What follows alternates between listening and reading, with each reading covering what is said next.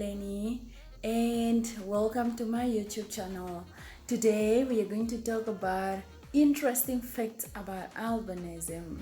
Please subscribe, like and hit that notification button and don't forget to comment. Let's go through. I hope you enjoy.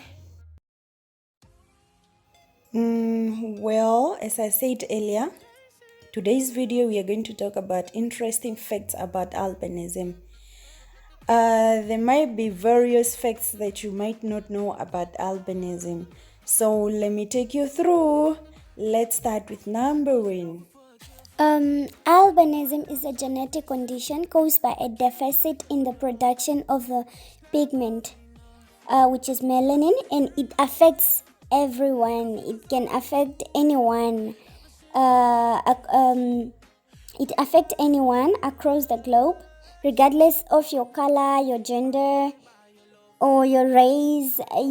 Although the frequency it varies, this means that albinism can affect anybody. It can affect anyone, be it you're in America, in Africa, Asia, Europe, anything, anywhere you are, or any gender. But then it varies. This means that the people there is a high population of albinos in Africa than in other continents. Number two, there are two types of albinism. There is oculocutaneous albinism and ocular. The oculocutaneous albinism, this is the albinism that affects the hair, the hair, the skin, and the eyes.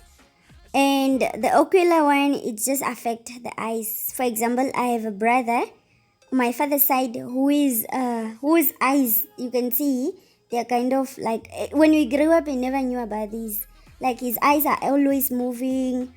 His eyes are always moving involuntary, and he cannot see far. He's short-sighted and so forth. And then the oculocutaneous, this is the common albinism, whereby you can see people with pale skins, poor vision, involuntary eye movement, and pale hair color, and so forth. Number three.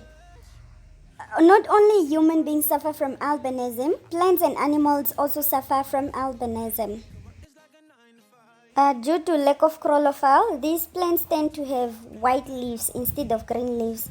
They are believed not to stay longer due to lack of chlorophyll. Animals with albinism have pale skin color, pale hair color, and poor vision.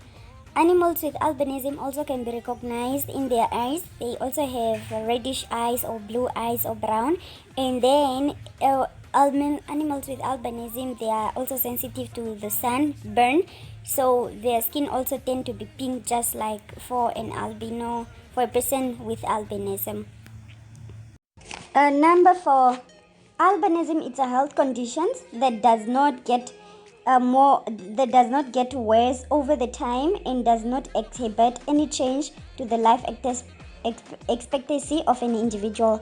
This means that this health condition, it does not get worse as one gets old, or it doesn't get worse with time. No, the condition just stays the same. Let me say, maybe you think when you're a baby you burn less from the sun than the older person with albinism. No.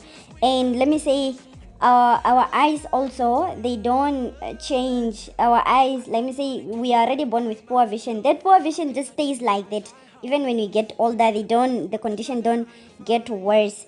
And albinism, it does not have it does not have any effect on life expectancy. Let me say, it doesn't mean that people with albinism, they die at a very early age or something. No, unless other threatening health conditions that came in, let me say, you get cancer or things like that. Yeah, but then if you just maintain your skin over a time, then you can reach your 110 years while you're an albino.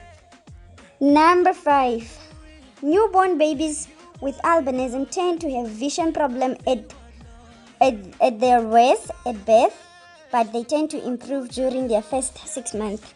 This means that newborn babies, their vision is more poor until at 6 months. Within those months, their vision tend to improve. But then after 6 months, that vision they maintain it. Let me say it doesn't get poorer as they grow up, or it doesn't improve as they grow up anymore. No, after 6 months, that poor vision, it doesn't change anymore. But that's why but then the newborn babies, they have poor vision than than other babies. That's why you see babies with albinism within those 6 months, they are very slower compared to other babies. Number 6. In Africa, the rate of albinism is about 1 to 20,000, while in Europe, the rate is about 1 to 5,000 people. And the highest rate occurs in those with sub-Saharan African ancestry. This means that there are more albinos in America, or let me say, in Europe, than in Africa.